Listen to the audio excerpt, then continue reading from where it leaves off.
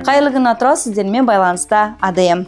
Осы апта қандай жақсы жаңалықтармен есте қалды? Ендеше бірге шолу жасап көрейік. Алдымен денсаулық станциясы акциясы аясында 100 тұрғынға тегін медициналық қызмет көрсетілді. Терапевт, кардиолог, эндокринолог, офтальмолог, психолог және өзге де мамандар тұрғындарды қабылдап профилактикалық тексерулер жүргізді. Акцияның мақсаты аурулардың алдын алып, салауатты өмір салтын насихаттау. Сонымен қатар облыс әкімі Болат Ақшолақов облыстық аурухананың 200 орындық жаңа корпусының құрылысы мен жөндеу жұмыстарының барысымен танысты. Жөндеу жұмыстары кезең-кезеңмен жүргізіліп жатқанымен медициналық қызмет үздіксіз жалғасуда. Басқарма нысанның уақытылы әрі сапалы аяқталуы тұрақты бақылауда екенін мәлімдеді. Бұл жаңалықтардан бөлек өңірдің денсаулық сақтау саласындағы жоспарлы жұмыстар өз кестесіне сәйкес үздіксіз жалғасуда. Халыққа көрсетілетін медициналық көмектің сапасын арттыру, инфрақұрылымды дамыту және профилактикалық шараларды күшейту бағытындағы жұмыстар алда да қарқынды жүргізілетін болады. Осымен осы аптаға аяқталған шолуымыз аяқталды.